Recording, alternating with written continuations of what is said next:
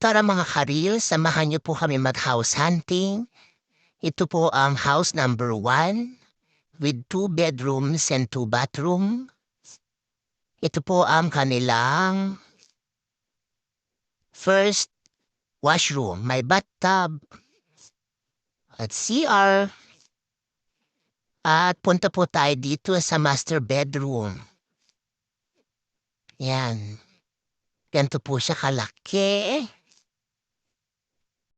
at kaluwag.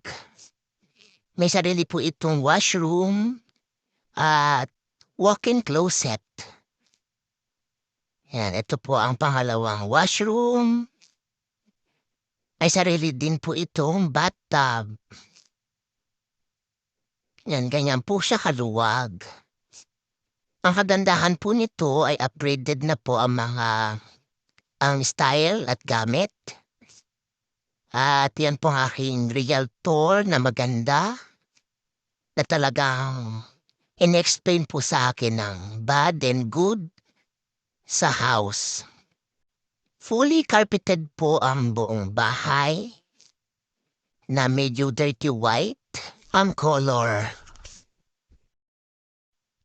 So, in-explain lang po ng aking realtor ang mga bagay-bagay po dito sa bahay. Punta naman po tayo dito sa labas, sa may living room area. Yan, ganyan po siya. Kaluwag. Ayan po, maluwag po ang bintana. Ganyan pa gusto ko. Yung maaliwalas at maliwanag. Yan, ma-upgraded na po lahat, carpeted na. At silipin naman po natin ang balcony dito sa labas. Yan po ang balcony. Pwede po kayo maglagay ng gas range for barbecue or table and chair. At tumingin sa labas, sa mga dumadaan na sasakyan. Yan, pasok po ulit tayo dito sa loob. At silipin po natin ang second room. Yan, ito po ang second bedroom. Ganyan po siya kaluwag. Maluwag din po siya.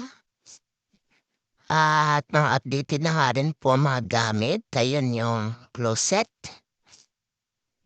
At dito naman po tayo sa kitchen. May small pantry, gas stove, at microwave. Mga updated na po ang cabinet din. Yan ang cabinet at fridge. Yan. At meron din po siyang sariling washing machine at dryer. Yan. At ito ang kitchen, sink, at dishwasher. Upgraded na rin po ang kanilang countertop. Ayan po ang kabuuan ng bahay.